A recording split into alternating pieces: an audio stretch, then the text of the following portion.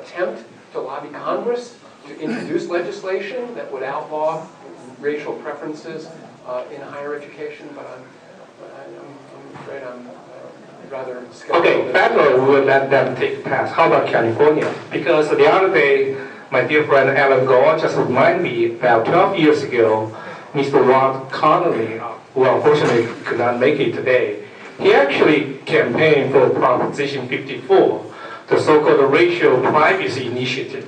It was debated, but the other day I looked at the actual text of that, just a better measure. It was so broad and sweeping. Anybody have any basic knowledge of politics would immediately tell you could not get passed. But how about some more, just a narrowly tailored initiative? Well, I'm very familiar. I've worked with Ward since the late 1990s, and I consider him a friend and an ally.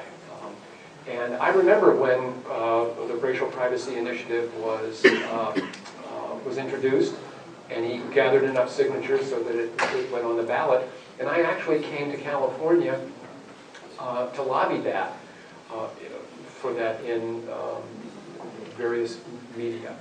The problem with the Racial Privacy Initiative was, and it seems a little counterintuitive, but not only were, I think, those politically oriented people who are center-left against it, but those politically oriented people center-right were against it.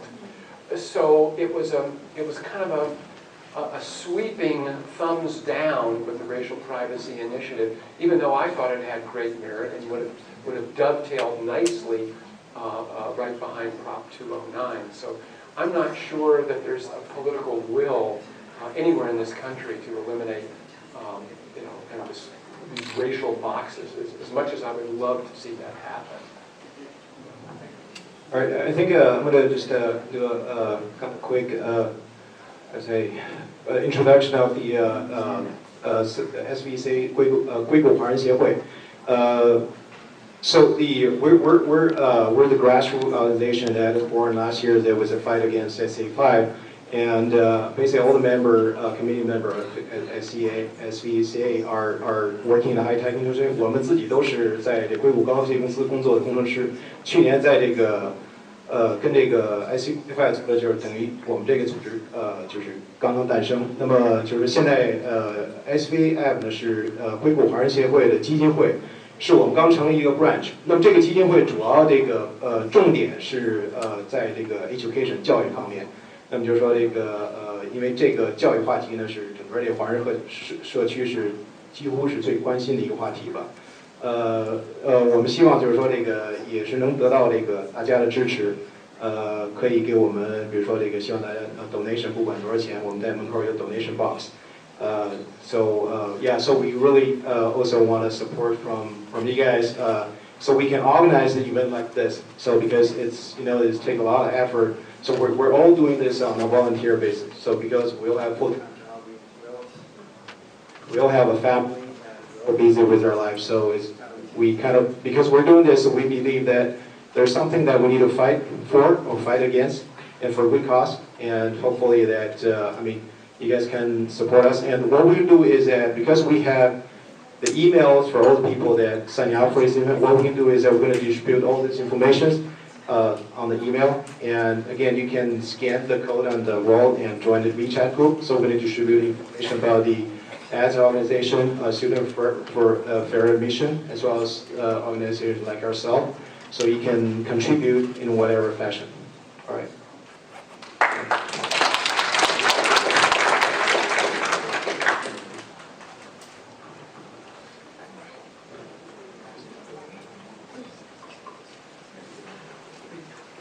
I have a general question. I don't know who is the best person to answer this.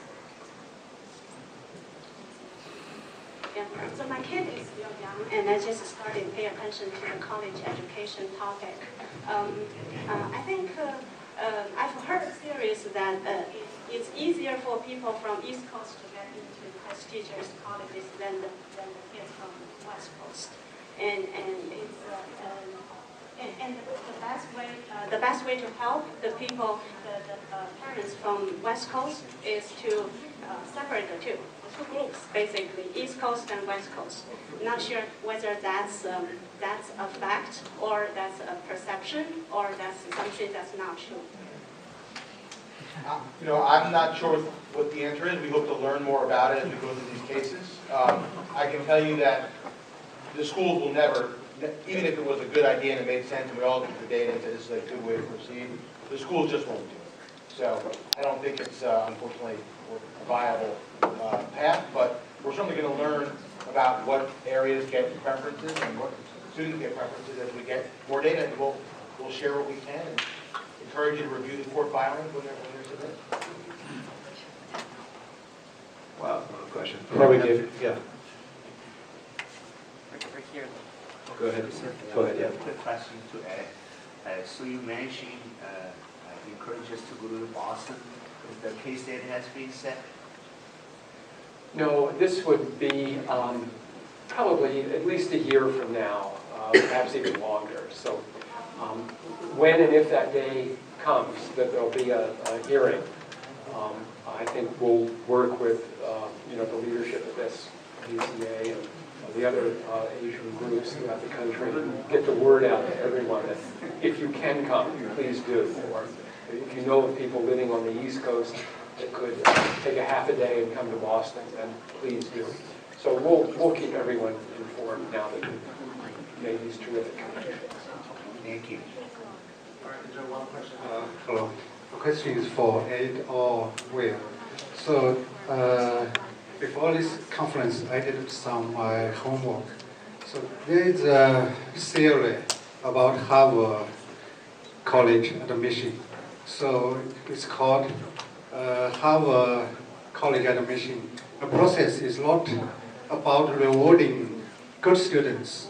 It's about identify talents. So it's a theory developed in like 1920s, and the still believed is widely used. So identify talents mean it's a really vague terms. Actually, they used to weed out Asian candidates because they believe Asian candidates just because our application process is not rewarding good students. Asian just working hard, they are good students, but they are not really talented.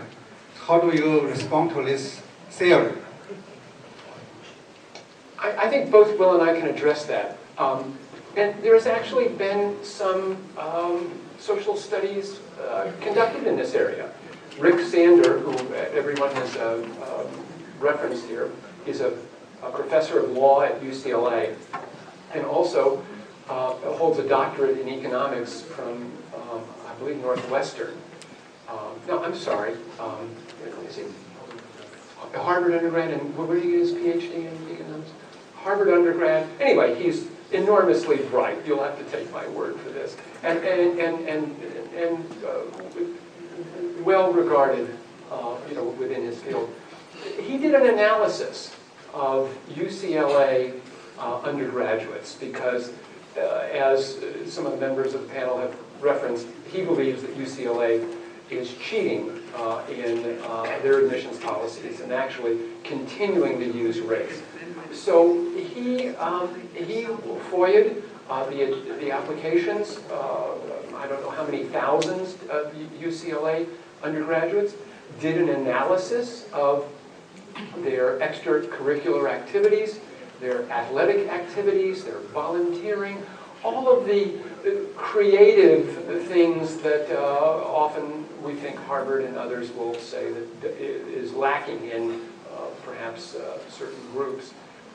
And what did he find? He found that there is no difference between Asian applicants and white African American and Hispanic applicants. That this myth that Asian kids are merely study robots who don't have much creativity and don't have kind of edgy personalities that colleges are looking for is all a big myth.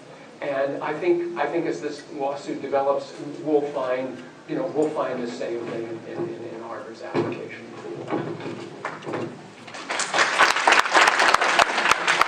Any more questions?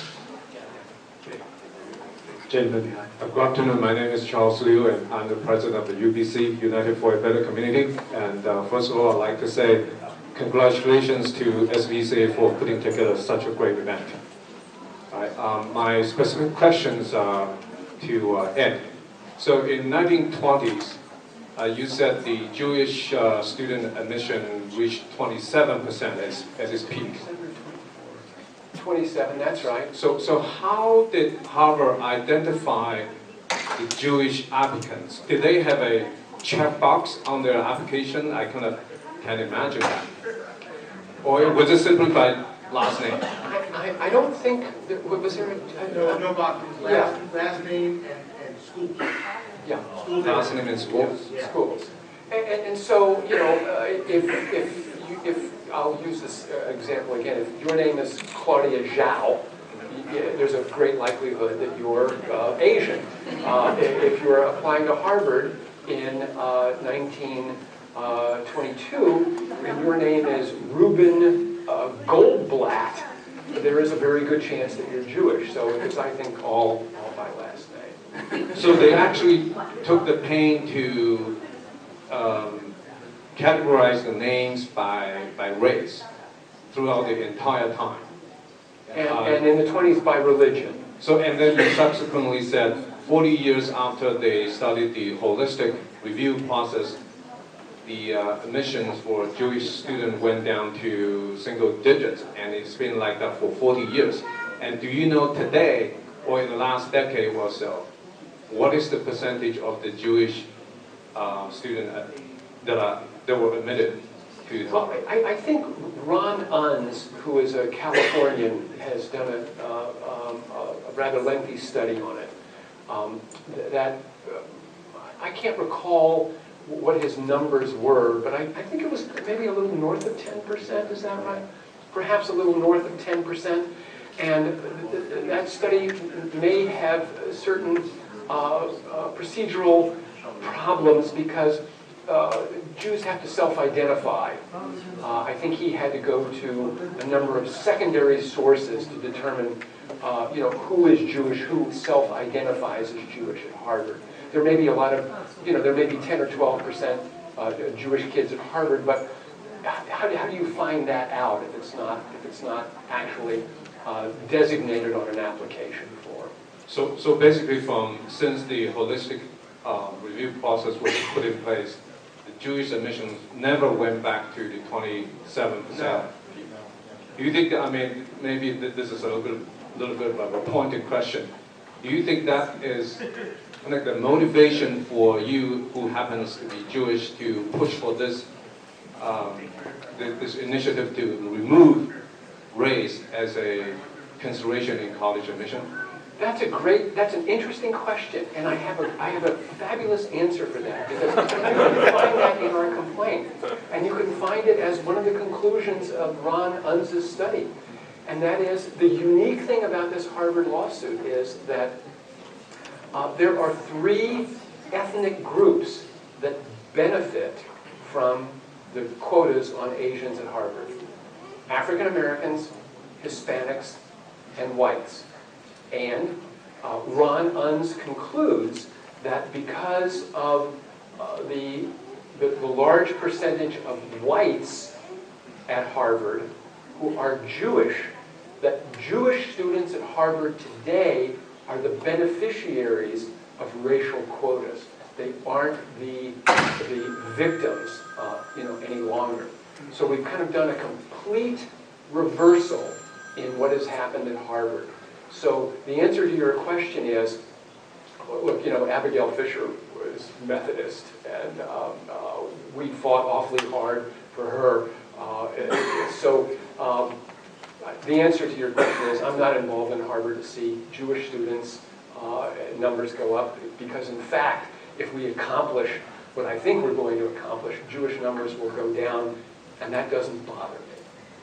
Now, you're facing a very friendly audience here, because most of us probably have similar views here, but why do you think that, you mentioned that 430 some of Congress members kind of disagree with you, and it looks like maybe the mainstream opinion is that race should still be considered.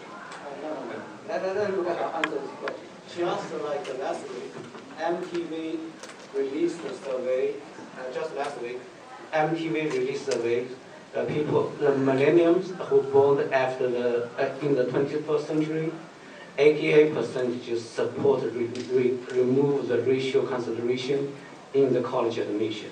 Why so many news media reported our complaint? Early on, reported the lawsuit initiated by Mr. Blum and Will.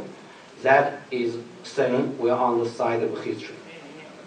Add a little bit to that. Great, thank you. You know, Yukon cited this latest survey looking at millennium, but there have been several such surveys, national surveys being conducted. Newsweek did one in 2013 for all age groups, and I wonder how many percent you think indicated they support race-based admission.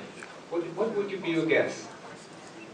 Yeah, I have no data to support it. I haven't formed So an opinion yet. the Newsweek survey says 25% of the Americans support race-based college admission, and 70% support admission preferences based on social-economic disadvantages, right? That's why in my comment emphasized there are better alternatives. In fact, that is, I believe, something the Supreme Court indicated that schools should not consider race except on there's no other available ways to achieve diversity. And we think there are better ways. You know, race was a very important tool in the 70s, and that's why professors like myself, people of my age, are very passionate about protecting the race as a way of selecting students. As I said, I actually campaigned against the Proposition 209. I thought that was a terrible mistake. But that really is a crutch. You know, if you have a serious injury to your, say, ankle, you need a crutch. That's very important. But if you keep using that crutch, your ankle will and will no longer work because of disuse. We all know that. And this is the problem I say we're facing now. So I'm very glad we actually have the data point, because we're engineers, scientists here. We have data point in California. This 209 took away the race as a consideration. What happened? It was not disaster for the African Americans, and the Hispanic American did very well. And in all these groups, the graduation rate doubled. And the school have to work harder. They have to look for other ways. I think your question is also like this. What do you do? Of course, there are many, many things that can be done, including government, where they put their money to fix the pipeline, and what schools have to do to reach out and how to help them once they are in the school. When you have a crutch that's used this race to select and admit a lot of the students who are not matched academically with the institution, then the problem gets swept under the rug. You don't have to work to find the solutions. This is where we are now. This is the time to get rid of the crutch. And we're not only helping our own children, but helping everyone. And that is my point.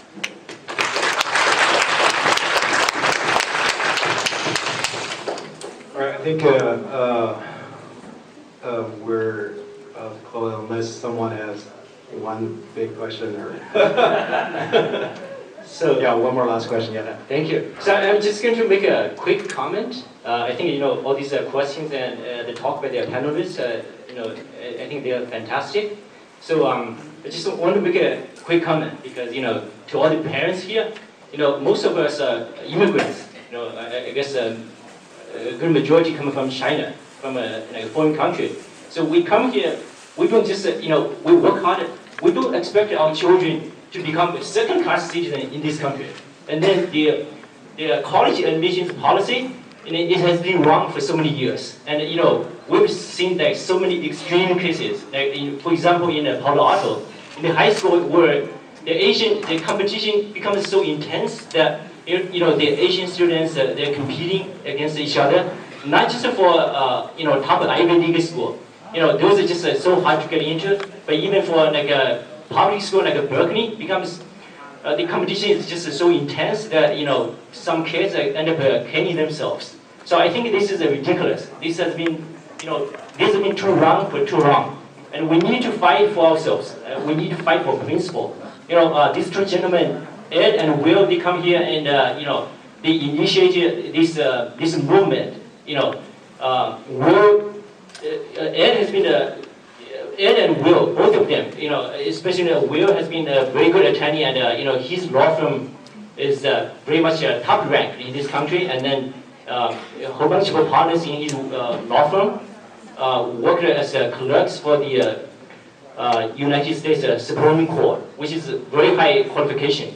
So this is they're picking a fight against Harvard, a very prestigious institution, and I think we got a real chance because this morning when I was talking with Will, say if those folks don't do this thing, no matter how strong we feel about it, if the Asian Americans do it alone, they're probably not going to take a decade, so we're not going to get anywhere. So now we got a very strong team in place. So all we need is that we need to step forward. We need to reach out to other Asian Americans, and we need to have all these good plaintiffs. So especially for the kids, if you feel like the current admissions policy, you probably don't have a chance going to Harvard because you are competing against maybe 20 other very smart Asian kids. But now, just given that we have this fight against Harvard, so I would encourage everyone to apply for Harvard. So if you get admitted, that's great. I want to congratulate you. But if you don't, that's going to serve as a very good candidate as a plaintiff. So you've really nothing to lose. So I strongly urge you, I will send you around you, not just your own children or seniors, or like a 10th grade or 11th grade. Those are functioning as very good candidates. And also you need to reach out to all the Asian American parents and other kids in the school. And also school counselors. You need to reach out to every single one. I want to turn everybody as a sort of like an investigator, just like an editor. We need to fight for the principle. We need for our cause. Fight for our cause. We don't come here to work hard and pay tax, and then let our children to just sit around as second class. Maybe actually we're a little bit lower than second class. Richard Sanders actually gave this talk and said that the Asian Americans in California, they're actually fourth class applicants when they apply for UC. I'm not going to go into details, but that's how extreme it gets. So it's very important that we need to stand up and fight for our future. This is for many generations. This is just so important. All right. So, inauguration speech of our president. Yeah. So, okay. So yeah.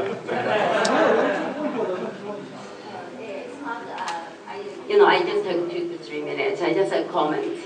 First of all, thank you for all the guests. And what I see this case, I see a lot of people ask, how much chance you're going to win or not. To me, my understanding is the significance of this shoot. It doesn't matter to win or lose, but it makes our voice. We Asian people, because our culture problem, we have been quiet. We make too little voice. So that's the, really the meaning, the significance of this shoot. So we hope every, Asian American parents or old people, actively participate, voice our voice. That's, let the society know we are aware of the unfair. We fight for it. And that's the one thing. And it's not just the college admission. And if we just keep quiet, we don't fight, it's going to come to the employment. Everywhere it's going to raise. So that's my comments. I hope all, everybody here, all the Asian parents, all the, everybody Asian American, everybody actively participate. Whatever you can contribute. Yeah, let's voice our voice. Thank you. All right, so it has been a full packed afternoon, so I really want to thank all the audience and, kind of take part of your busy weekend to participate in this event. I also want to thank our honored guests, Mr. Blum, Mr. Constable, Mr. Zhao, and Mr. Hu, and they give us a great session about all this kind of distribution of policy mission and the action behind it. And I think what we're going to do is we're going to distribute information to all the emails of the old participants, so you guys will have kind of website and add student for fair nation, also ours, and for the follow-up action, right? So definitely, just really get part of your busy days and spend some time on this, support this, good action, and so we will benefit now and in the future. All right. So I will close the meeting.